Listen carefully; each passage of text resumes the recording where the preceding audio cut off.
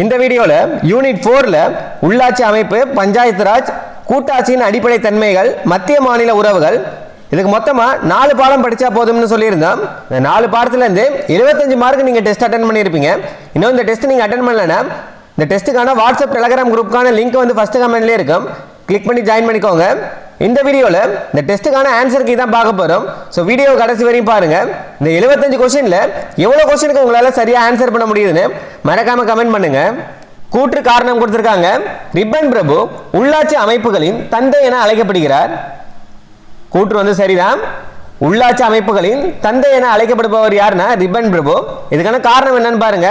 1882ஆம் ஆண்டு தீர்மானத்தின் மூலம் இந்தியர்களுக்கு சுதந்திரத்தின் சுவையை அறிமுகப்படுத்தியவர் இவரே. இதுக்கான காரணமும் சரிதான். ரிப்பன் பிரபு வந்து 1882ல உள்ளாட்சி அமைப்புகளை முறைப்படுத்தி நவீன உள்ளாட்சி அமைப்புகளுக்கு அடித்தளம் இட்டிருப்பாரு. இதனால உள்ளாட்சி அமைப்புகளின் தந்தை அப்படின்னு சொல்லுவாங்க. கூற்று சரிதான், காரணமும் சரிதான். கூற்று மற்றும் காரணம் இரண்டுமே சரி. காரணம் வந்து கூற்றுக்கான சரியான விளக்கம் தான். அடுத்தது கூற்று காரணம். கிராம சபை ஒரு தற்காலிக அமைப்பாகும். இது தவறானது. கிராம சபை வந்து ஒரு நிரந்தரமான அமைப்பு. இது வந்து தற்காலிக அமைப்பு கிடையாது. மக்களாட்சியின் ஆணிவேரே கிராம சபை தான் அப்படின்னு சொல்லுவாங்க. அதனால கூற்று வந்து தவறானது. இதுக்கான காரணம் என்னன்னு பாருங்க. மக்களாட்சி அமைப்பின் ஆணிவேராக கருதப்படுகிறது. இது சரியானதா? கூற்று தவறு, ஆனா காரணம் வந்து சரி. கூற்று தவறு, காரணம் வந்து சரி. தமிழ்நாட்டில் 2016ஆம் ஆண்டு முதல் பெண்களுக்கு உள்ளாட்சியில் 50% இடஒதுக்கீடு வழங்கப்படுகிறது. கூற்று வந்து சரியானதா? 2016 முதல் உள்ளாட்சியில் வந்து 50% வந்து பெண்களுக்கு இடஒதுக்கீடு வழங்கப்படுகிறது. அதுக்கான காரணம் என்னன்னு பாருங்க. 2011 உள்ளாட்சி தேர்தலில் பெண்கள் 38% இடங்களில் வெற்றி பெற்றனர். இதுக்கான காரணம் இது கிடையாது. 2011ல 38% வந்து பெண்கள் வெற்றி பெற்றனால 2016ல 50% இடஒதுக்கீடு செய்யப்பட்டது அப்படின்றது இதுக்கான சரியான காரணம் கிடையாது. பெண்களின் பங்கேற்பை அதிகரிக்க செய்ய தான் இந்த சட்ட திருத்தம் வந்து கொண்டு வந்திருப்பாங்க 50%. அதனால கூற்று சரி, காரணமும் சரி. ஆனா இந்த காரணம் வந்து இந்த கூற்றுக்கான சரியான விளக்கம் அல்ல. கூற்று மற்றும் காரணம் இரண்டுமே சரி, ஆனா விளக்கம் வந்து தவறானதுதான். சென்னை மாநகராட்சி இந்தியாவின் மிக பழமையான உள்ளாட்சி அமைப்பாகும். சரியானது. சென்னை மாநகராட்சி இந்தியாவின் மிக பழமையான உள்ளாட்சி அமைப்பு தான். இதுக்கான காரணம் 1688இல் இது உருவாக்கப்பட்டது. இதுக்கான காரணமும் சரிதான். பிரிட்டிஷ் காலத்தில் தான் 1688ல் சென்னை மாநகராட்சி வந்து உருவாக்கப்பட்டிருக்கும். கூற்று சரிதான், காரணமும் சரிதான். கூற்று மற்றும் காரணம் இரண்டுமே சரி, விளக்கமும் சரியானது தான். பல்வந்த் ராய் மேத்தா குழு 3 அடுக்கு பஞ்சாயத்து முறையை பரிந்துரைத்தது. கூற்று சரியானது. பல்வந்த் ராய் மேத்தா குழு வந்து 3 அடுக்கு பஞ்சாயத்து முறையை பரிந்துரைத்தது. அதுக்கான காரணம் என்னன்னு பாருங்க. நிர்வாக வசதிக்காக மாவட்ட அளவில் பஞ்சாயத்து சமிதி இருக்க வேண்டும் என்று இக்குழு வந்து கூறியது. காரணம் வந்து தவறானது. ஏன்னு பார்த்தீங்கன்னா மாவட்ட அளவில் அப்படின்னு குறிக்கிறப்ப ஜில்லா பரிஷத் வரணும். ஜில்லா பரிஷத் தான் வரணும். இங்க என்ன கொடுத்திருக்காங்க? பஞ்சாயத்து சமிதி அப்படின்னு கொடுத்திருக்காங்க. மாவட்ட அளவில் வந்து ஜில்லா பரிஷத் இருக்க வேண்டும் அப்படின்னு தான் இந்த குழு வந்து கூறியது. இல்ல பஞ்சாயத்து சமிதி அப்படின்றது வட்டார அளவு தான். வட்டார அளவில் தான் பஞ்சாயத்து சமிதி வரணும். அதனால இந்த காரணம் வந்து தவறானது. கூற்று சரி, ஆனால் காரணம் வந்து தவறு. கூற்று சரி, ஆனால் காரணம் வந்து தவறு. ஈரோடு நகராட்சி நிர்வாக வரலாற்றில் குழாய் மூலம் குடிநீர் விநியோக முறையை முதலில் தந்தை பெரியார் செயல்படுத்தினார். கூற்று சரியானது. அதுக்கான காரணம் என்னன்னு பாருங்க. பெரியார் 1917 முதல் பல ஆண்டுகள் ஈரோடு நகராட்சியின் பெருந்தலைவராக பதவி வகித்தார். காரணமும் சரிதான். தந்தை பெரியார் வந்து 1917 முதல் பல ஆண்டுகள் வந்து பெருந்தலைவராக பதவி வகித்தனால ஈரோடு நகராட்சியில் வந்து குடிநீர் விநியோக முறையை வந்து முதலில் 1919 வந்து இந்த திட்டத்தை வந்து செயல்படுத்தியிருப்பாரு. அதனால கூற்றும் சரிதான், காரணமும் சரிதான். இதுக்கான விளக்கமும் சரியானதுதான். கூற்று மற்றும் காரணம் இரண்டுமே சரி, விளக்கமும் சரியானதுதான். 73 மற்றும் 74 அரசமைப்பு திருத்த சட்டங்கள் குறித்த பின்வரும் வாக்கியங்களை கவனிக்க. 3 வாக்கியம் கொடுத்திருக்காங்க. இந்த வாக்கியங்கள்ல எது வந்து சரியானது அப்படின்னு கேட்டிருக்காங்க. இதன் மூலம் பஞ்சாயத்து மற்றும் நகராட்சிகள் உள்ளாட்சி நிறுவனங்களாக செயல்படும். இதன் மூலம் பஞ்சாயத்துகள் மற்றும் நகராட்சிகள் வந்து உள்ளாட்சி நிறுவனங்களாக செயல்படும். சரியானது. பெண்களுக்கு 1/3 இடஒதுக்கீடு வழங்கப்பட்டது. இந்த சட்ட திருத்தத்தின் மூலம்னா 73 மற்றும் 74 1992ஆம் ஆண்டு சட்ட திருத்தத்தின் மூலம் 3 அடுக்கு முறையின்படி பெண்களுக்கு 1/3 இடஒதுக்கீடு வழங்கப்பட்டது. 2 மில்லியனுக்கும் குறைவான மக்கள் தொகை கொண்ட மாநிலங்களில் 2 அடுக்கு முறை இயங்கும். 2 மில்லியனுக்கும் குறைவாக மக்கள் தொகை கொண்ட மாநிலங்களில் 2 அடுக்கு முறை இயங்கும் அப்படின்னு சொல்றாங்க. இந்த 3 வாக்கியமே சரியானது, அனைத்துமே சரியானது. கிராம ஊராட்சிகள் குறித்த பின்வரும் கூற்றுகளில் சரியானதை தேர்ந்தெடு. 3 வாக்கியம் கொடுத்திருக்காங்க. கிராம ஊராட்சியின் ஆய்வாளராக மாவட்ட ஆட்சித்தலைவர் செயல்படுகிறார். கிராம ஊராட்சியின் ஆய்வாளராக யார் செயல்படுகிறார்னா மாவட்ட ஆட்சித்தலைவர். 1 சரியானது. 500க்கும் மேற்பட்ட மக்கள் தொகை கொண்டுள்ள கிராமம் கிராம ஊராட்சியாக உருமாறியுள்ளது. 2வது சரியானது. கிராம ஊராட்சி தலைவர் மற்றும் வார்டு உறுப்பினர்கள் மறைமுக தேர்தல் மூலம் தேர்ந்தெடுக்கப்படுகின்றனர். 3வது தான் தவறானது. கிராம ஊராட்சி தலைவரும் வார்டு உறுப்பினரும் நேரடி தேர்தல் மூலம் தான் மக்களால் தேர்ந்தெடுக்கப்படுகின்றனர். மறைமுக தேர்தல் மூலம் அப்படின்னு சொல்லியிருக்காங்க. 3 தவறானது. 1, 2 சரியானது. மாநகராட்சியின் பணிகள் குறித்த கூற்றுகளை ஆராய்க. 3 வாக்கியம் கொடுத்திருக்காங்க.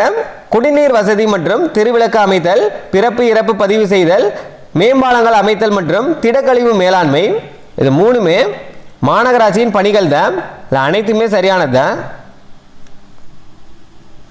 கிராம சபை கூட்டங்கள் குறித்த கூற்றுகளை ஆராய்க. அதே 3 வாக்கியம்.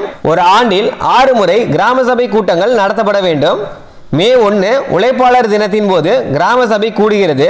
நவம்பர் 1 உள்ளாட்சி தினமாக கொண்டாடப்பட்டு அன்று கிராம சபை கூடுகிறது. இதுமே 3 வாக்கியமே சரியானதா.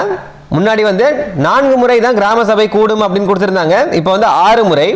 ஒரு ஆண்டில் 6 முறை கிராம சபை கூட்டங்கள் நடத்தப்பட வேண்டும். மே 1 உழைப்பாளர் தினத்தின் போது கிராம சபை கூடுகிறது.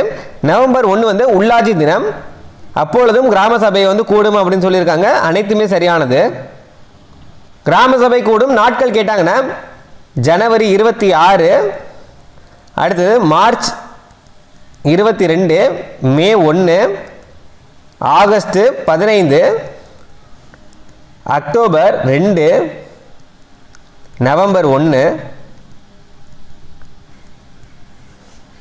தமிழ்நாடு பஞ்சாயத்து ராஜ் சட்டம் 1994 சிறப்பம்சங்களை ஆராய்க. 3 வாக்கியம் இருக்கு. 3 அடுக்கு அமைப்பு மற்றும் தேர்தல் ஆணையத்தினை நிறுவுதல், மாவட்ட திட்டக்குழுக்களை அமைத்தல், நிதி ஆணையத்தினை நிறுவுதல்.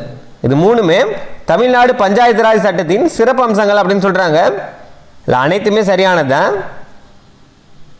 தமிழ்நாடு பஞ்சாயத்து ராஜ் சட்டத்தின் சிறப்பம்சங்கள் எதுன்னு பார்த்தீங்கன்னா 3 அடுக்கு அமைப்பு மற்றும் தேர்தல் ஆணையத்தினை நிறுவுதல், மாவட்ட திட்டக்குழுக்களை அமைத்தல், நிதி ஆணையத்தினை நிறுவுதல். இது 3மே சரியானதுதான். உள்ளாட்சி அமைப்புகள் எதிர்கொள்ளும் சவால்கள் எது? பணிகள் மற்றும் அதிகாரங்கள் பற்றிய தெளிவான வரையறையின்மை, நிதி ஒதுக்கீடு மற்றும் தேவைகளின் மதிப்பீடு ஒத்துப்போவதில்லை, முடிவெடுப்பதில் சாதி, வகுப்பு மற்றும் சமயம் முக்கிய பங்காற்றுதல். இதுலையுமே அனைத்தும் சரிதான். உள்ளாட்சி அமைப்புகள் எதிர்கொள்ளும் சவால்கள் எது அப்படின்னு கேட்டிருக்காங்க. பணிகள் மற்றும் அதிகாரங்கள் பற்றிய தெளிவான வரையறையின்மை, நிதி ஒதுக்கீடு மற்றும் தேவைகளின் மதிப்பீடு ஒத்துப்போவதில்லை, முடிவு எடுப்பதில் சாதி, வகுப்பு மற்றும் சமயம் முக்கிய பங்காற்றுதல். இது எல்லாமே உள்ளாட்சி அமைப்புகள் எதிர்கொள்ளும் சவால்கள் தான். குழுக்கள் மற்றும் பரிந்துரைகளை பொறுத்துக. பல்வந்த்ராய் மேத்தா குழு 3 அடுக்கு முறை முக்கியமானது. பல்வந்த்ராய் மேத்தா குழு 3 அடுக்கு முறை. அசோக் மேத்தா குழு 2 அடுக்கு முறை. GVK ராவ் குழு வேரற்ற புற்கள். LM சிங்வி 73 மற்றும் 74வது சட்ட திருத்தம்.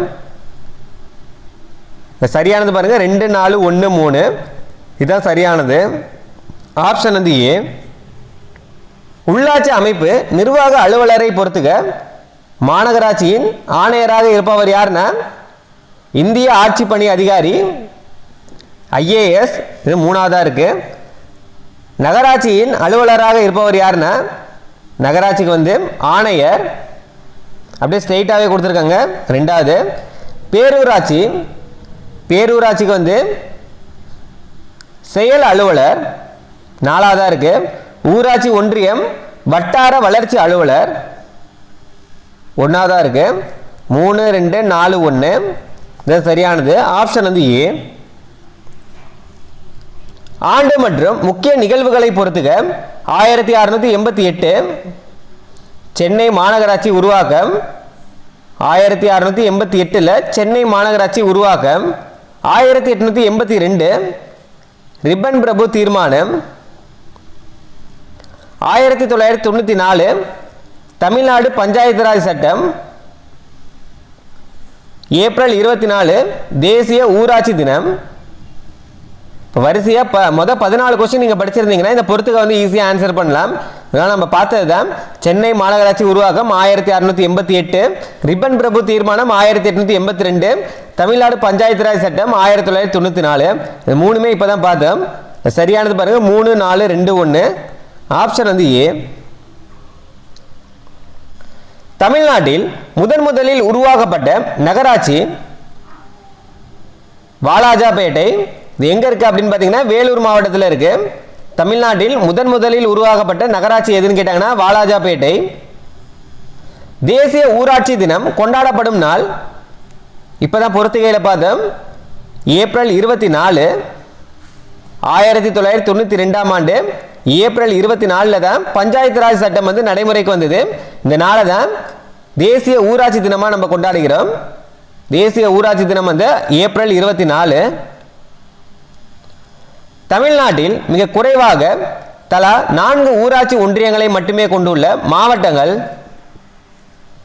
நீலகிரி மற்றும் பெரம்பலூர். பின்வருவனவற்றில் சரியான இணை எது? உலக தண்ணீர் தினம் அக்டோபர் 2, உழைப்பாளர் தினம் மே 1, உள்ளாட்சி தினம் நவம்பர் 10, குடியரசு தினம் ஆகஸ்ட் 15. சரியானது எதுன்னு கேட்டிருக்காங்க. பார்த்தாலே தெரியுது. உழைப்பாளர் தினம் மே 1 தான் சரியானது. உலக தண்ணீர் தினம் வந்து எப்போ வரும்னா மார்ச் 22 தான் உலக தண்ணீர் தினம். உள்ளாட்சி தினம் வந்து நவம்பர் 1 வரணும். இதில் நவம்பர் 10 கொடுத்துருக்காங்க. குடியரசு தினம் வந்து ஜனவரி 26.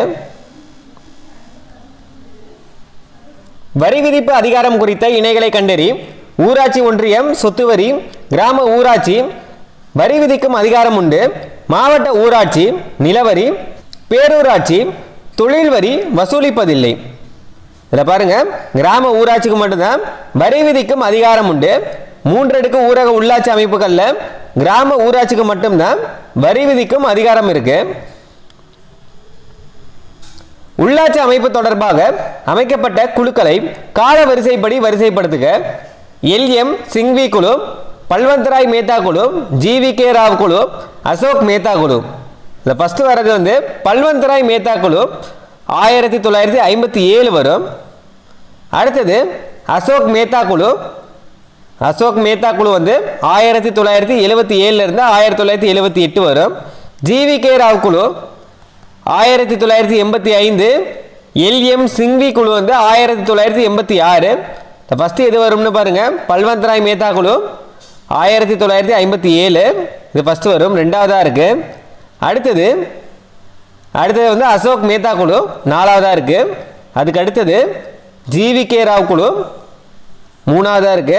அதுக்கு அடுத்தது வந்து எல்எம் சிங்வி குழு 1வதா இருக்கு. 2 4 3 1 தான் சரியானது. ஆப்ஷன் வந்து ஏ. ரிப்பன் பிரபு உள்ளாட்சி அரசாங்கங்களின் தந்தை என அழைக்கப்படுகிறார். இது சரியானது. இந்த கொஸ்டின் வந்து ஏற்கனவே பார்த்துட்டோம். காரணம் என்ன கொடுத்துருக்காங்க, 1882 ஆண்டு அவர் கொண்டு வந்த தீர்மானம் ஊரக உள்ளாட்சி அமைப்புகளை ஏற்படுத்தவும் அவற்றில் பெரும்பாலும் அதிகாரிகள் அல்லாதோரை கொண்டிருக்கவும் வழிவகுத்தது. கூற்றும் சரிதான், காரணமும் சரிதான். இது ஏற்கனவே நம்ம பார்த்துட்டோம்.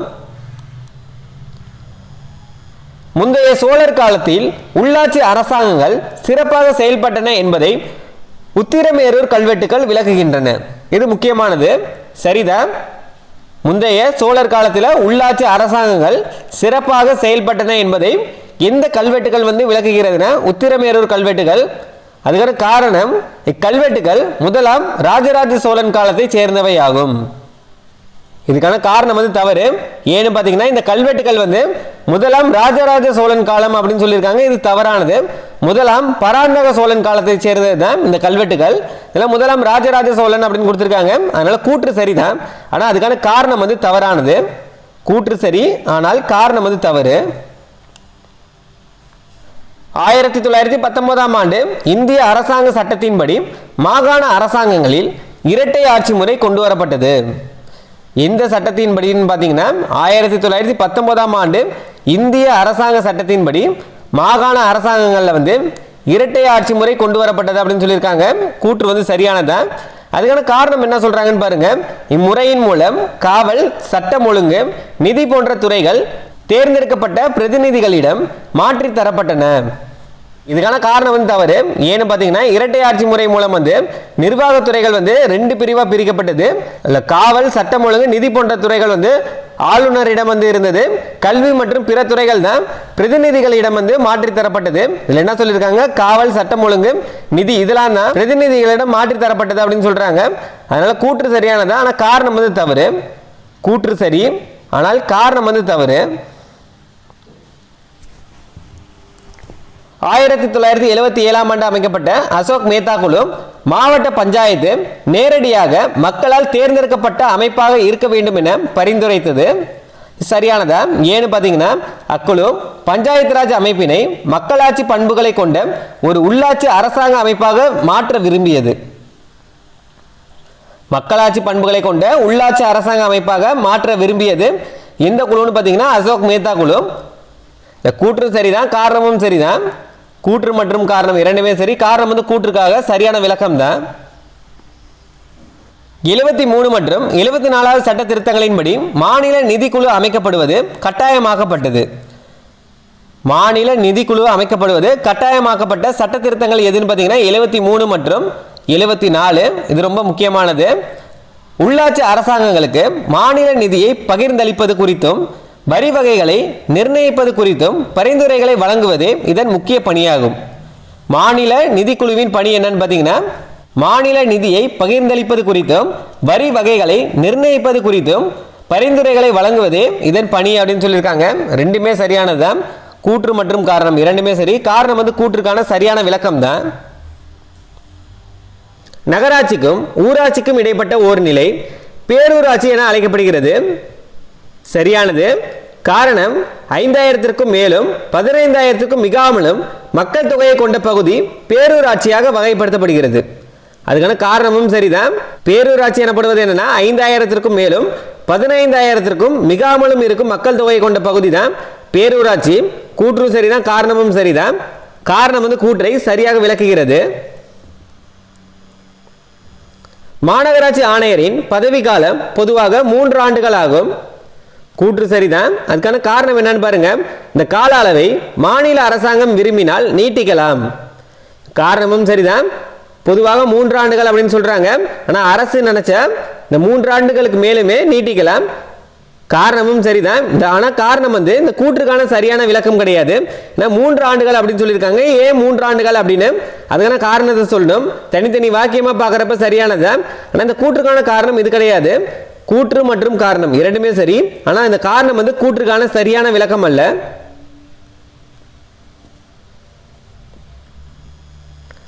எழுபத்தி 74வது அரசமைப்பு சட்ட திருத்தம் தொடர்பான கீழ்காணும் வாக்கியங்களை ஆராய்க. இச்சட்ட திருத்தம் நகர்ப்புற உள்ளாட்சி அமைப்புகளில் பேரூராட்சிகள், நகராட்சிகள் மற்றும் மாநகராட்சிகள் என 3 அடுக்கு முறையை பரிந்துரைத்தது. ஒன்று சரியானது. இச்சட்ட திருத்தத்தின் மூலம் இந்திய அரசமைப்பில் 12வது அட்டவணை சேர்க்கப்பட்டது. எந்த சட்ட திருத்தத்தின் மூலம்னா 74வது அரசியலமைப்பு சட்ட திருத்தத்தின் மூலம் 12வது அட்டவணை சேர்க்கப்பட்டது. 2வது சரியானதா. இது ரொம்ப முக்கியமானது. 12வது அட்டவணையானது நகராட்சிகள் மேற்கொள்ள வேண்டிய 29 பணிகளை பட்டியலிட்டுள்ளது. இந்த 3 வந்து தவறானது. ஏன்னு பார்த்தீங்கன்னா 12வது அட்டவணை வந்து நகராட்சி இல்லைன்னா மாநகராட்சி மேற்கொள்ள வேண்டிய 18 பணிகளை தான் பட்டியலிட்டுள்ளது. இல்லை 29 பணிகள் அப்படின்னு சொல்லியிருக்காங்க. 29 பணிகள் வந்து 11வது அட்டவணையில தான் பஞ்சாயத்துகளுக்காக பட்டியலிடப்பட்டுள்ளது. அதனால 3வது கூற்று வந்து தவறானது. முதல் 2 தான் சரியானது. 1 மற்றும் 2 சரி. மாவட்ட திட்டக்குழு குறித்த வாக்கியங்களை கவனிக்கவும். எது வந்து தவறான வாக்கியம் எது அப்படின்னு கேட்டிருக்காங்க. 3 வாக்கியம் கொடுத்திருக்காங்க. இந்த 3ல எது தவறானது அப்படின்னு கேட்டிருக்காங்க. 74வது அரசமைப்பு திருத்த சட்டம் ஒரு மாவட்ட முழுமைக்கும் ஒரு வளர்ச்சி திட்ட வரைவை ஏற்படுத்தும் நோக்கில் மாவட்ட திட்டக்குழுவை ஏற்படுத்தியது. 74வது அரசமைப்பு திருத்த சட்டம் வந்து ஒரு மாவட்ட முழுமைக்கும் ஒரு வளர்ச்சி திட்ட வரைவை ஏற்படுத்தும் நோக்கில் மாவட்ட திட்டக்குழுவை ஏற்படுத்தியது. இக்குழுவின் மொத்த உறுப்பினர்களில் 4 பங்கிற்கு குறையாமல் தேர்ந்தெடுக்கப்பட்ட உறுப்பினர்கள் இருத்தல் வேண்டும். இந்த குழுவில் வந்து மொத்த உறுப்பினர்களில் 4 பங்கிற்கு குறையாமல் தேர்ந்தெடுக்கப்பட்ட உறுப்பினர்கள் வந்து இருக்க வேண்டும் அப்படின்னு சொல்றாங்க. முதல் ரெண்டுமே சரியானது. இந்த உறுப்பினர்களை மாநில ஆளுநர் நேரடியாக நியமனம் செய்கிறார். இல்ல 3 வந்து தவறானது. ஆளுநர் வந்து நேரடியாக நியமனம் செய்வதில்லை. இந்த உறுப்பினர்களை வந்து யார் வந்து தேர்ந்தெடுக்கிறார்கள் அப்படின்னு பாத்தீங்கன்னா மாவட்ட பஞ்சாயத்து உறுப்பினர்கள், அடுத்தது அந்த மாவட்டத்தில் உள்ள நகர்மன்ற உறுப்பினர்கள் வந்து தங்களுக்குள்ளே தேர்ந்தெடுக்கப்படுகின்றனர். அதனால முதல் 2 தான் சரியானது, 3 வந்து தவறானது. தவறான வாக்கியம் எதுன்னு கேட்டிருக்காங்க, 3 மட்டும்தான் தவறானது. கிராம சபை கூட்டங்கள் குறித்த வாக்கியங்களை ஆராய்க. 3 வாக்கியம் இருக்கு. எது வந்து சரியானதுன்னு கேட்டிருக்காங்க. கிராம சபை கூட்டங்கள் ஆண்டிற்கு 6 முறை நடத்தப்படுகிறது. சரியானது. உலக தண்ணீர் தினமான மார்ச் 22 அன்றும் கிராம சபை கூடுகிறது. 2வது சரியானது. உள்ளாட்சி தினமான அக்டோபர் 2 அன்றும் இக்கூட்டம் நடத்தப்படுகிறது. உள்ளாட்சி தினம் வந்து நவம்பர் 1 வரணும், அக்டோபர் 2 அப்படின்னு கொடுத்துருக்காங்க. அதனால 3 வந்து தவறு. உள்ளாட்சி தினம் வந்து நவம்பர் 1. இல்ல முதல் 2 வாக்கியம் தான் சரியானது. 1 மற்றும் 2 இதுதான் சரியானது.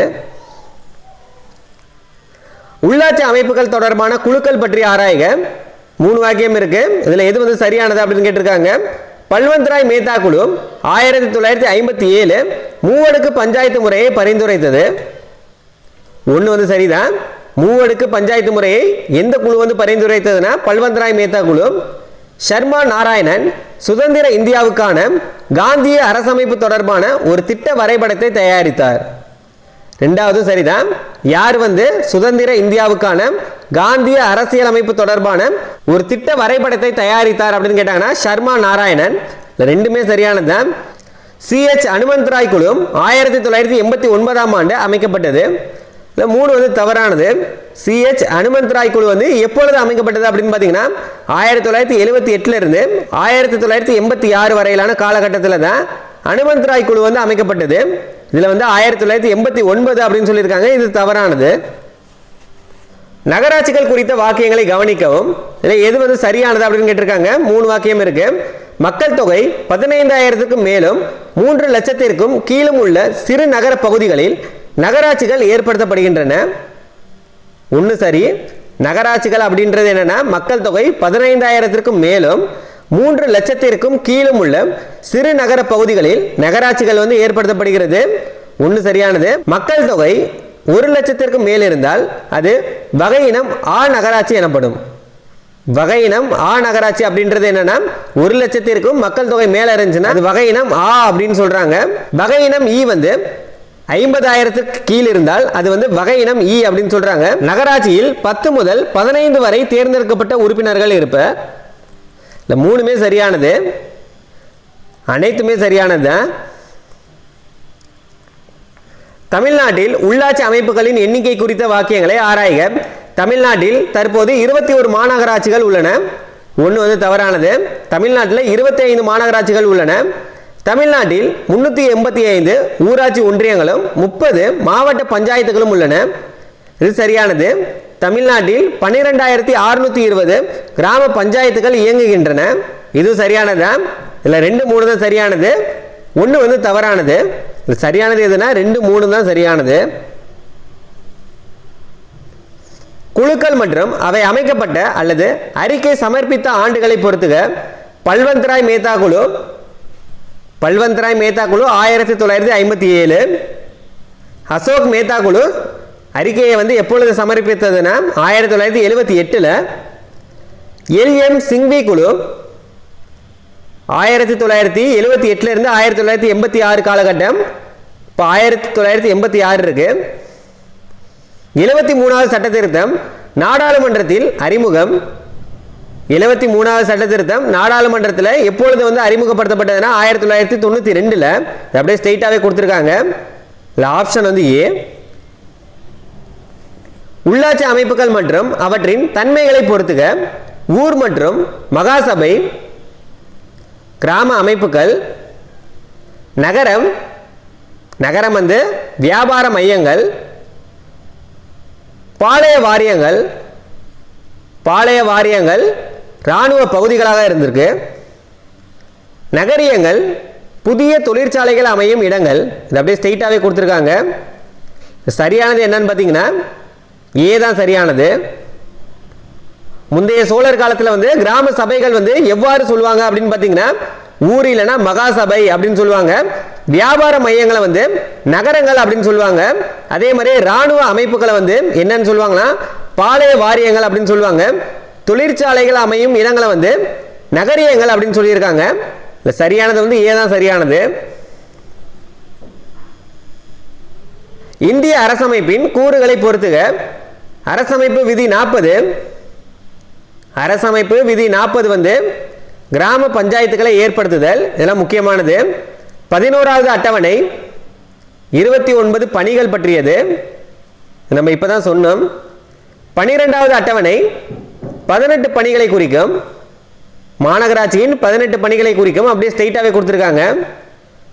பகுதி 9, பகுதி 9 வந்து பஞ்சாயத்துகளை பற்றி கூறும். ஸ்ட்ரெயிட்டாகவே இருக்கு. சரியானது வந்து ஏ தான் சரியானது. உள்ளாட்சி நிர்வாகிகளும் அமைப்புகளும் பொறுத்துக. இந்த கொஸ்டினுமே ஏற்கனவே பார்த்துருப்போம். மாநகராட்சி, மாநகராட்சி வந்து ஆணையர். பேரூராட்சி, பேரூராட்சி செயல் அதிகாரி. மாநகராட்சி ஆணையர், பேரூராட்சி செயல் அதிகாரி. நகராட்சி, நகராட்சி நிர்வாக அலுவலர். மாவட்ட நிர்வாகம் மாவட்ட ஆட்சியர். மாநகராட்சியின் நிர்வாக அதிகாரி வந்து யாருன்னு பார்த்தீங்கன்னா ஆணையர் தான். அடுத்தது பேரூராட்சியின் நிர்வாக அதிகாரி யாருன்னு கேட்டாங்கன்னா செயல் அதிகாரி. நகராட்சிக்கு வந்து நிர்வாக அலுவலர். அடுத்து மாவட்ட நிர்வாகம் வந்து மாவட்ட ஆட்சியரின் கீழ் தான் இயங்கும். சரியானது வந்து ஏ தான் சரியானது.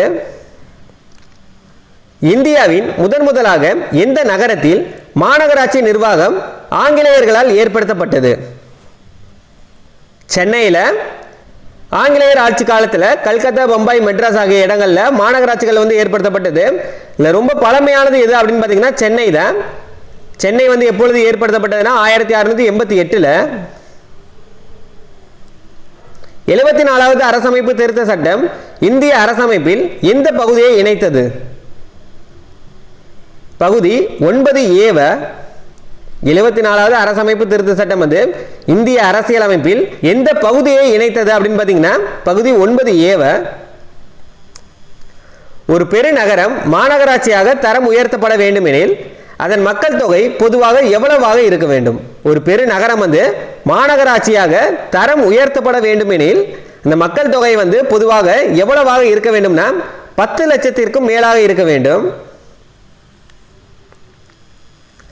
இந்தியாவில் பஞ்சாயத்து ராஜ் அமைப்புக்கு அக்டோபர் 2, 1959 அடிக்கல் நாட்டியவர் பண்டித ஜவஹர்லால் நேரு. இது ரொம்ப முக்கியமானது. பஞ்சாயத்து ராஜ் அமைப்புக்கு அக்டோபர் 2, 1959 அடிக்கல் நாட்டியவர் யாருன்னா பண்டித ஜவஹர்லால் நேரு. பின்வருவனவற்றுள் சரியான இணையை கண்டறிக.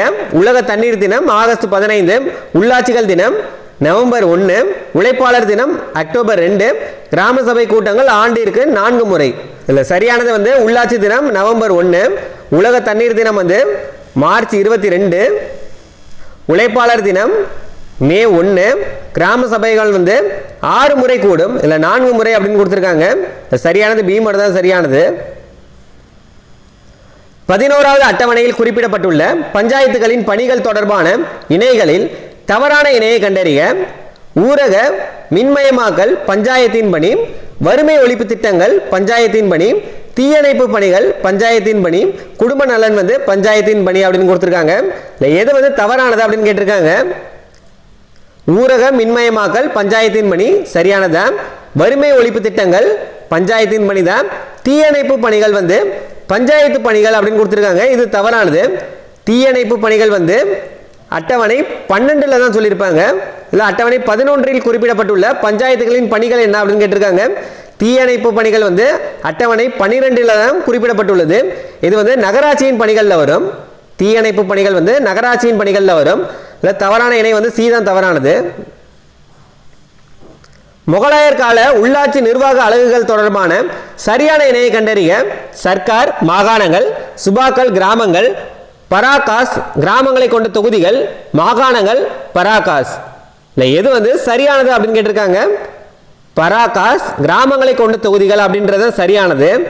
முகலாயர் காலத்தில் வந்து மாகாணங்களின் உட்பிரிவுகளை தான் சர்க்கார் அப்படின்னு சொல்லுவாங்க, உட்பிரிவுகளை சர்க்கார் அப்படின்னு சொல்லுவாங்க. இதில் மாகாணங்கள்னு சொல்லியிருக்காங்க, இது தவறானது. இல்லை சரியானது வந்து சி மட்டும் தான் சரியானது. உள்ளாட்சி அரசாங்கங்கள் தொடர்பான கீழ்காணும் நிகழ்வுகளை காலவரிசைப்படுத்துக.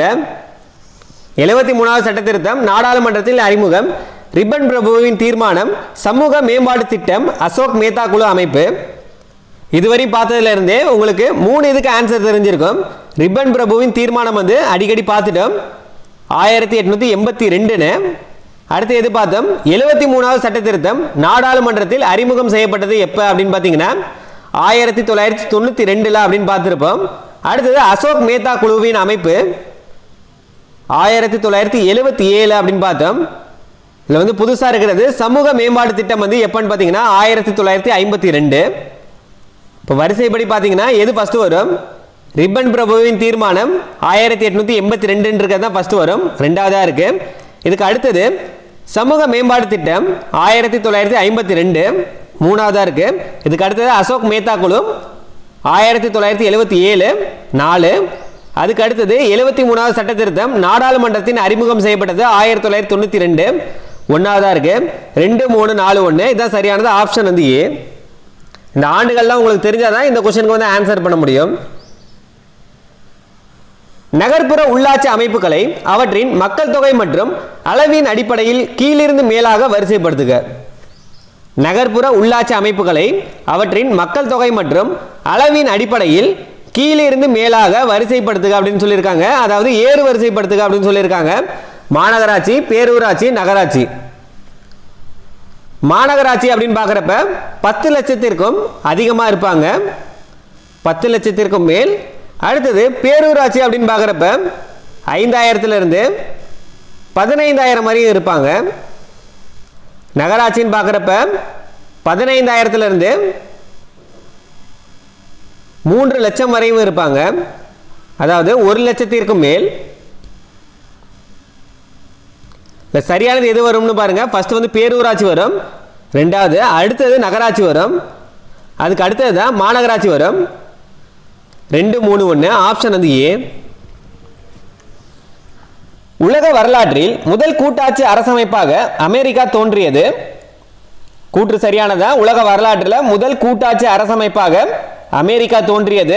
அதுக்கான காரணம் என்னன்னு பாருங்க.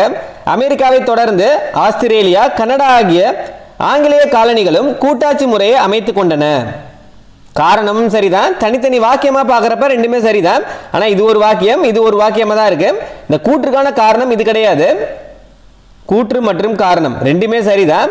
ஆனால் இந்த காரணம் வந்து கூற்றுக்கான சரியான விளக்கம் கிடையாது. எஸ்ஆர் பொம்மை வழக்கு தீர்ப்பு 1994 மாநில உரிமைகள் மிக முக்கிய திருப்பு முனையாக கருதப்படுகிறது. சரியானதா? எஸ்ஆர் பொம்மை வழக்கு தீர்ப்பு வந்து 1994 மாநில உரிமைகளை காப்பதில் மிக முக்கிய திருப்பு முனையாக கருதப்பட்டது தான். அதுக்கான காரணம் என்னன்னு பார்த்தீங்கன்னா, மத்திய அரசாங்கம் தன்னிச்சையான முறையில் அரசமைப்பிற்கு எதிராக மாநில அரசாங்கங்களை உறுப்பு 356 பயன்படுத்தி பதவி நீக்கம் செய்யக்கூடாது என்பது இத்தீர்ப்பின் மைய கருத்தாகும். எந்த சட்டப்பிரிவுனா 356 பயன்படுத்தி பதவி நீக்கம் செய்யக்கூடாது அப்படின்றது எந்த தீர்ப்பின் மைய கருத்துனா எஸ்ஆர் பொம்மை வழக்கு தீர்ப்பின் மைய கருத்தா இருந்திருக்கு. கூற்று சரிதான், காரணமும் சரிதான். கூற்று மற்றும் காரணம் இரண்டுமே சரி. இந்த காரணம் வந்து கூற்றுக்கான சரியான விளக்கம் தான். மாநிலங்களவை மாநில உரிமைகளுக்கு எதிராக செயல்படுவதாக குற்றம் சாட்டப்படுகிறது. மாநிலங்களவை வந்து மாநில உரிமைகளுக்கு எதிராக செயல்படுவதாக குற்றம் சாட்டப்படுகிறது. இது சரியானது. அதுக்கான காரணம் என்னன்னு பாருங்க. அரசமைப்பின் 312வது உறுப்பின் கீழ் மாநிலங்களவை அறுதி பெரும்பான்மை ஆதரவுடன் மாநில உரிமைகளை பாதிக்கக்கூடிய புதிய அனைத்து இந்திய பணிகளை உருவாக்கும் அதிகாரம் பெற்றது.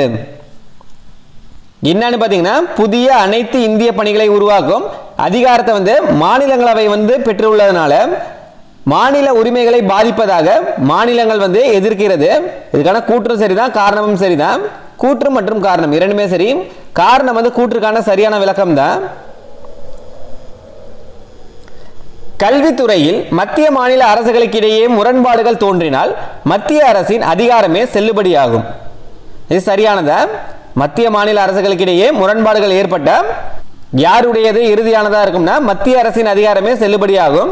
இது சரியானதா? ஏன்னு பாருங்க, 1976ஆம் ஆண்டு 42வது அரசியல் சாசன திருத்தத்தின் மூலம் கல்வி மாநில பட்டியலில் இருந்து பொது பட்டியலுக்கு மாற்றப்பட்டது. கல்வி வந்து 1976 42வது சட்ட திருத்தத்தின்படி கல்வி வந்து மாநில பட்டியலில் இருந்து பொது பட்டியலுக்கு மாற்றினால மத்திய அரசின் அதிகாரம் தான் இறுதியானதா இருக்கும். கூற்று சரிதான், காரணமும் சரிதான். கூற்று மற்றும் காரணம் இரண்டுமே சரி. காரணம் வந்து கூற்றுக்கான சரியான விளக்கம் தான். சர்க்காரியா குழு மாநில ஆளுநர் பதவியை ரத்து செய்ய வேண்டும் என்று பரிந்துரைத்தது. காரணம் வந்து தவறு. ஆளுநர் பதவியை ரத்து செய்ய வேண்டும் என்ற கோரிக்கையை வந்து சர்க்காரியா குழு வந்து நிராகரித்தது தான். இதுல வந்து என்ன சொல்லியிருக்காங்க, பரிந்துரைத்தது அப்படின்னு சொல்லியிருக்காங்க. கூற்று வந்து தவறானது. அதுக்கான காரணம் என்ன சொல்றாங்கன்னு பாருங்க. இக்குழு மத்திய அரசாங்கத்தால் 1983ஆம் ஆண்டு அமைக்கப்பட்டது. சர்க்காரியா குழு வந்து 1983ல அமைக்கப்பட்டது தான். ஆனா மேல சொல்லியிருக்கிறது தவறு. காரணம் வந்து சரி, கூற்று தவறு. காரணம் வந்து சரி. கூற்று வந்து தவறு, ஆனால் காரணம் வந்து சரி. மண்டல குழுக்களின் பொது தலைவராக பிரதமர் செயல்படுகிறார். மண்டல குழுக்களின் பொது தலைவராக பிரதமர் வந்து செயல்படுகிறார் அப்படின்னு சொல்றாங்க. கூற்று வந்து தவறு. மத்திய உள்துறை அமைச்சர் தான் மண்டல குழுக்களுக்கு வந்து தலைவராக இருப்பாங்க. இதுல வந்து பிரதமர் அப்படின்னு கொடுத்திருக்காங்க. கூற்று வந்து தவறானது. அதுக்கான காரணம் என்னன்னு பாருங்க. மண்டல குழுக்கள் மாநிலங்கள் மறுசீரமைப்பு குழு 1956ஆம் சட்டத்தின் மூலம் தோற்றுவிக்கப்பட்டன. இந்த மண்டல குழுக்கள் வந்து எந்த சட்டத்தின் மூலம் தோற்றுவிக்கப்பட்டதுன்னா 1956இன் கீழ் தோற்றுவிக்கப்பட்டது அப்படின்னு சொல்றாங்க. காரணம் வந்து சரி, ஆனா கூற்று வந்து தவறானது. கூற்று தவறு, ஆனால் காரணம் சரி. நமது அரசமைப்பு நெகிழா அரசமைப்பு என அழைக்கப்படுகிறது. இது சரியானதா? அதுக்கான காரணம், அரசமைப்பின் 20வது பகுதியில் 368 உறுப்பில் அரசமைப்பு மாற்றுவதற்கான சிறப்பு திருத்த சட்ட முறைகள் வழங்கப்படுகின்றன. சாதாரண சட்டம் இயற்றும் போது அரசமைப்புல மாற்றங்கள் செய்ய முடியாதனால சட்டப்பிரிவு 368ல சிறப்பு முறைகள் தேவைப்படுறதுனால இது வந்து நெகிழா அரசமைப்பு அப்படின்னு சொல்றாங்க. கூற்றும் சரிதான், காரணமும் சரிதான். கூற்று மற்றும் காரணம் இரண்டுமே சரி. காரணம் வந்து கூற்றுக்கான சரியான விளக்கம் தான்.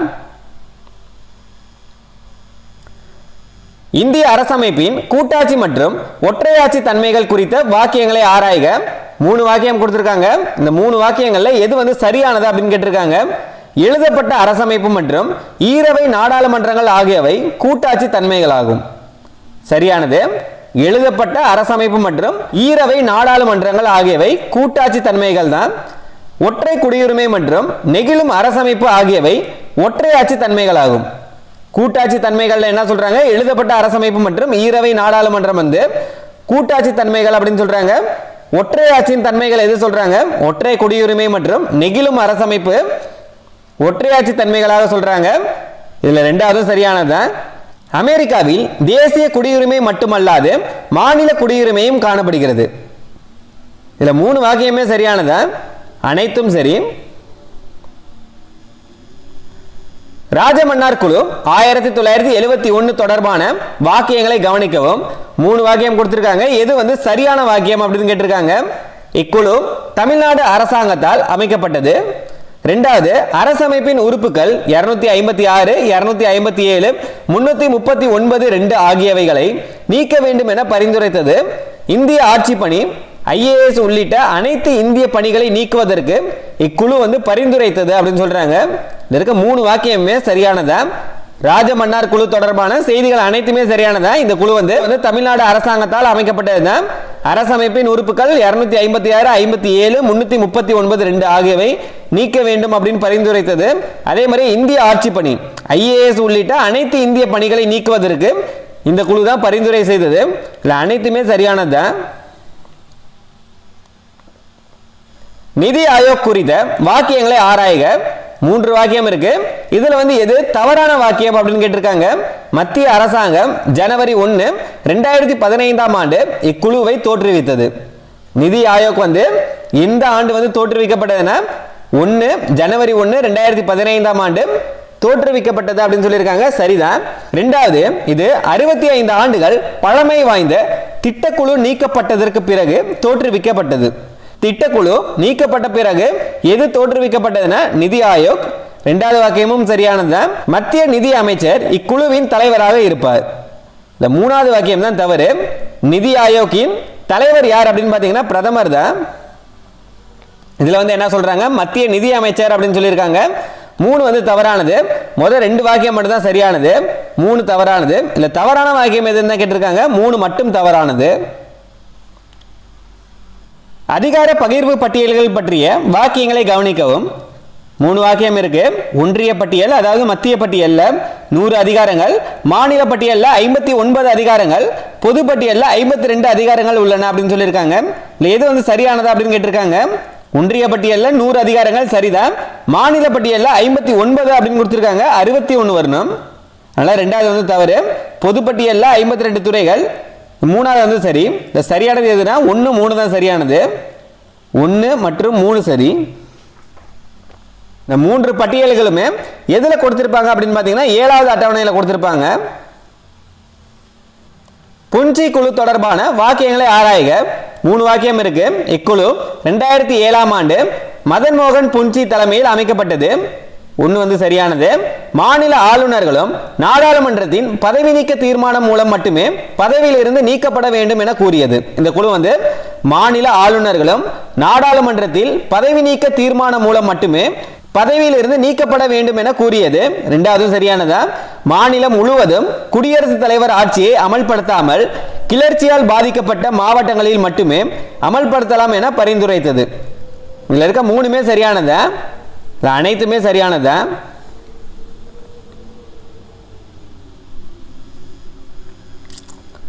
மாநிலங்களுக்கு இடையேயான நதிநீர் பிரச்சனை தொடர்பான வாக்கியங்களை கவனிக்கவும். 3 வாக்கியம் இருக்கு.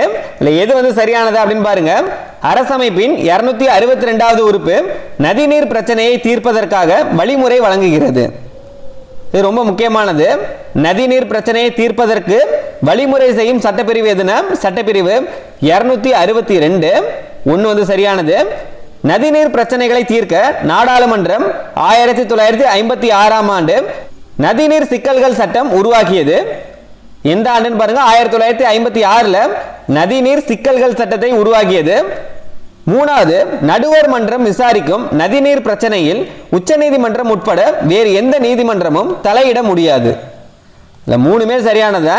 நடுவர் மன்றம் விசாரிக்கும் நதிநீர் பிரச்சனையில வந்து உச்சநீதிமன்றம் உட்பட வேற எந்த நீதிமன்றமும் தலையிட முடியாது அப்படின்றது சரியானதா. 3மே சரியானது, அனைத்தும் சரி. குழுக்கள் மற்றும் அவை அமைக்கப்பட்ட ஆண்டுகளுடன் பொறுத்துக. ராஜமன்னார் குழு. ராஜமன்னார் குழு வந்து அறிக்கையை எப்பொழுது சமர்ப்பித்ததுன்னா 1971ல. சர்க்காரியா குழு. சர்க்காரியா குழு எப்பொழுது அமைக்கப்பட்டதுன்னா 1983ல. முதலாவது நிர்வாக சீர்திருத்த குழு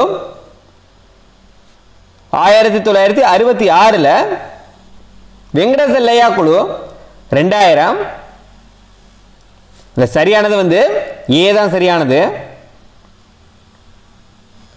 அரசமைப்பு உறுப்புகள் மற்றும் அவற்றின் பொருளை பொறுத்துக. உறுப்பு 263. உறுப்பு 263 மாநிலங்களுக்கு இடையேயான குழு. உறுப்பு 280 நிதிக்குழு. உறுப்பு 312 அனைத்து இந்திய பணிகள். உறுப்பு 312 வந்து அனைத்து இந்திய பணிகள். உறுப்பு 352 தேசிய அவசர காலம். இதுல சரியானது எதுன்னு பாருங்க, ஏதான் சரியானது. நிர்வாக சீர்திருத்த குழுக்களின் தலைவர்களை பொறுத்துக.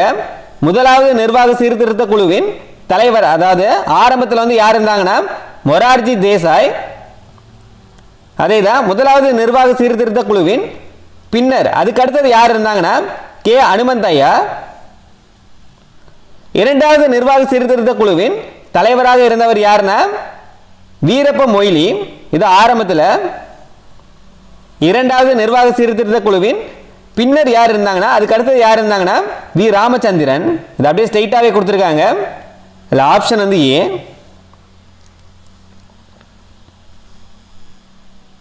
இந்திய அரசமைப்பின் தன்மைகளை பொறுத்துக.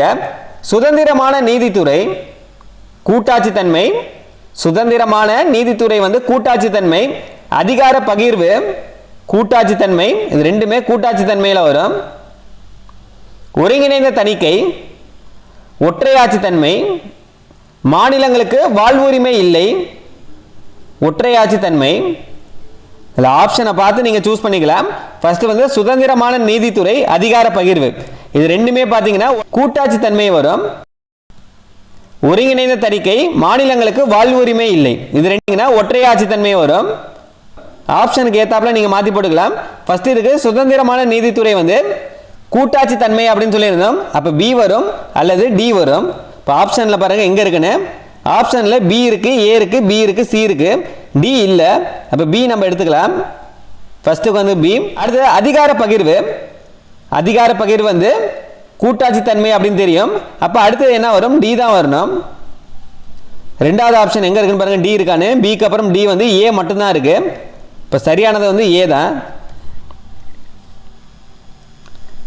இந்திய கூட்டாட்சியை கூட்டுறவு கூட்டாட்சி என வர்ணித்தவர் கிரான்வில் ஆஸ்டின். இந்தியாவில் மாநிலங்களவையில் அதிகபட்சமாக 31 இடங்களை பெற்றுள்ள மாநிலம் உத்தரப்பிரதேசம். தமிழ்நாட்டுக்கு வந்து 18 இடங்கள் தான். அரசமைப்பில் 7வது அட்டவணையில் உள்ள 3 பட்டியல்களிலும் இல்லாத இதர அதிகாரங்கள் யாரிடம் வழங்கப்பட்டுள்ளன? யாரிடம்னா மத்திய அரசாங்கத்திடம். தமிழ்நாட்டிற்கும் கர்நாடகாவிற்கும் இடையிலான காவேரி நதிநீர் பங்கீட்டு தீர்ப்பை 2007 வழங்கிய அமைப்பு எது அப்படின்னு கேட்டிருக்காங்க. எதுனா காவேரி நதிநீர் நடுவர் மன்றம். கீழ்காணும் அரசமைப்பு அவசர கால உறுப்புகளில் சரியான இணையை கண்டறிக. 3 இதுல எது வந்து சரியானது அப்படின்னு கேட்டிருக்காங்க. உறுப்பு 352 தேசிய அவசர காலம் சரிதான். 356 வந்து மாநில அவசர காலம் சரி. 360 வந்து நிதி அவசர காலம். 3மே சரியானதா, அனைத்தும் சரி. தேசிய அவசர நிலை 352, மாநில அவசர நிலை 356, நிதி அவசர நிலை வந்து 360. குழுக்களும் அவற்றை அமைத்த அரசாங்கங்களும் கொடுக்கப்பட்டுள்ளன. இதில் தவறான இணையை கண்டறிக. இதுல வந்து எது தவறானது அப்படின்னு கேட்டிருக்காங்க. ராஜமன்னார் குழு தமிழ்நாடு அரசாங்கம் அமைத்தது சரிதான். சர்க்காரியா குழு மத்திய அரசாங்கம் அமைத்தது, இது சரியானதா. வெங்கடாசல்லையா குழு தேசிய மக்களாட்சி கூட்டணி அரசாங்கம் அமைத்தது, இதுவும் சரியானதா. புஞ்சி குழு தமிழ்நாடு அரசாங்கம் அமைத்தது அப்படின்னு கொடுத்திருக்காங்க, இதுதான் தவறானது. ஏன்னு பார்த்தீங்கன்னா 2007 மத்திய அரசாங்கத்தால் அமைக்கப்பட்ட குழு தான் இது. இதில் வந்து தமிழ்நாடு அரசாங்கம் அப்படின்னு சொல்லியிருக்காங்க, டி தான் தவறானது. கூட்டாட்சியின் பரிணாம வளர்ச்சியில் உள்ள சட்டங்களில் சரியான இணையை கண்டறிக. கூட்டாட்சி முறையின் தோற்றம் இந்திய அரசாங்க சட்டம் 1919, இரட்டை ஆட்சியை அறிமுகம் செய்தது ஒழுங்குமுறை சட்டம் 1773, மாநிலங்களுக்கு சுயாட்சியை வழங்கியது இந்திய அரசாங்க சட்டம் 1935, நேரு குழுவின் அறிக்கை வந்து 1956 அப்படின்னு கொடுத்திருக்காங்க. இதுல சரியான இணை எது அப்படின்னு பாத்தீங்கன்னா மாநிலங்களுக்கு சுய ஆட்சியை வழங்கியது எந்த சட்டம்னா இந்திய அரசாங்க சட்டம் 1935, இது மட்டும்தான் சரியானது. இதுல இந்திய அரசாங்க சட்டம் 1919 கூட்டாட்சி முறையின் தோற்றம் அப்படின்னு கொடுத்திருக்காங்க, இது தவறானது. இரட்டை ஆட்சியை அறிமுகப்படுத்தியதுதான் இந்திய அரசாங்க சட்டம் 1919. அடுத்தது ஒழுங்குமுறை சட்டம் 1773 வந்து இரட்டை ஆட்சியை அறிமுகம் செய்தது அப்படின்னு சொல்லியிருக்காங்க, இதுவும் தவறு. 1773 ஒழுங்குமுறை சட்டம் வந்து கூட்டாட்சி முறையை தான் தோற்றுவித்தது, இது அப்படியே மாத்தி கொடுத்திருக்காங்க, இதுவும் தவறானது. நேரு குழுவின் அறிக்கை 1956, இதுவும் தவறு. நேரு அறிக்கை வந்து 1928 வரணும், அதனால சரியானது சி மட்டும் தான் சரியானது. மாநிலங்களுக்கு இடையேயான நதிநீர் பிரச்சனைகளில் தொடர்புடைய மாநிலங்களில் தவறான இணையை கண்டறிக. இதுல வந்து தவறானது எது அப்படின்னு கேட்டிருக்காங்க. சட்லஜ் ஆறு பஞ்சாப் ஹரியானா, ரெண்டு மாநிலங்களுக்கான பிரச்சனை இது. யாரு? கோவா, மகாராஷ்டிரா, கர்நாடகம். சரியானது. காவிரி யாரு? தமிழ்நாடு, கர்நாடகம், கேரளா, புதுச்சேரி. இது சரியானது. நர்மதா ஆறு ஒடிசா, ஆந்திர பிரதேசம் அப்படின்னு கொடுத்திருக்காங்க. இதுதான் தவறானது. இந்திய கூட்டாட்சி வளர்ச்சியில் கீழ்காணும் வரலாற்று நிகழ்வுகளை காலவரிசைப்படி வரிசைப்படுத்துக. இந்திய அரசாங்க சட்டம், ஒழுங்குமுறை சட்டம், நேரு குழு அறிக்கை, இந்திய அரசாங்க சட்டம், இரட்டை ஆட்சி. இது எல்லாமே இப்பதான் நம்ம பார்த்தோம். இந்திய அரசாங்க சட்டம், மாநில சுயாட்சி வந்து எப்பொழுது அப்படின்னு பார்த்தீங்கன்னா 1935. இது மாநில சுயாட்சி, இது இரட்டை ஆட்சி. ஒழுங்குமுறை சட்டம் வந்து 1773. நேரு குழு அறிக்கை 1928. இந்திய அரசாங்க சட்டம் இரட்டை ஆட்சி வந்து 1919. எது வந்து ஃபர்ஸ்ட் வரும் அப்படின்னு பாருங்க. ஒழுங்குமுறை சட்டம் 1773 ரெண்டாவதா இருக்கு. இதுக்கு அடுத்தது 1919 வரும். இந்திய அரசாங்க சட்டம் இரட்டை ஆட்சி. இதுக்கு அடுத்தது நேரு குழு அறிக்கை மூணாவதா இருக்கு 1928. கடைசியா வந்து இந்திய அரசாங்க சட்டம் மாநில சுயாட்சி 1935 வரும். 1 2 4 3 1 இதுதான் சரியானது. ஆப்ஷன் வந்து ஏ. மத்திய மாநில உறவுகளை ஆராய அமைக்கப்பட்ட கீழ்காணும் குழுக்களை அவை அமைக்கப்பட்ட அல்லது அறிக்கை சமர்ப்பித்த ஆண்டுகளின் அடிப்படையில் காலவரிசைப்படுத்துக. சர்க்காரியா குழு, ராஜமன்னார் குழு, இரண்டாவது நிர்வாக சீர்திருத்தங்கள் குழு, முதல் நிர்வாக சீர்திருத்தங்கள் குழு. இது இப்பதான் நம்ம பார்த்தோம். சர்க்காரியா குழு வந்து எப்பொழுது அமைக்கப்பட்டது அப்படின்னு பார்த்தீங்கன்னா 1983. ராஜமன்னார் குழு 1971. முதல் நிர்வாக சீர்திருத்த குழு 1966. அடுத்த இரண்டாவது நிர்வாக சீர்திருத்த குழு வந்து 2005 வந்திருக்கும்.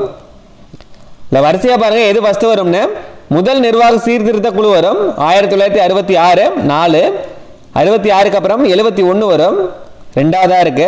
அடுத்தது சர்க்காரியா குழு 1983 1. அதுக்கு அடுத்தது தான் 2005 மூணாவதா இருக்கு. 4 2 1 3 இதுதான் சரியானது. ஆப்ஷன் வந்து ஏ. இதோட 75 வினாக்கள் நம்ம பார்த்திருப்போம். இந்த 75 வினாக்கள்ல எவ்வளவு வினாக்களுக்கு உங்களால் சரியா பதிலளிக்க முடிஞ்சிருக்குன்னு மறக்காம கமெண்ட் பண்ணுங்க. இந்த வீடியோ கண்டிப்பா யூஸ்ஃபுல்லா இருந்திருக்கும். மறக்காம ஒரு லைக் பண்ணிட்டு பாருங்க. இன்னும் சில பேர்கிட்ட ஜிஎஸ்கான மெட்டீரியல்ஸ் எல்லாமே இருக்கீங்க. நம்ம கிட்ட யூனிட் 2ல இருந்து யூனிட் 6 வரைக்குமான சிலபஸ் வைஸ் மெட்டீரியல்ஸ் இருக்கு. ஸோ தேவைப்படுறவங்க மட்டும் ஜிஎஸ் ஃபுல் மெட்டீரியல்ஸ் அப்படின்னு டெக்ஸ்ட் பண்ணுங்க, டீடைல் சொல்லுவோம். இதுக்கான வாட்ஸ்அப் நம்பர் வந்து ஃபர்ஸ்ட் கமெண்ட்லேயே கொடுத்துருப்போம்.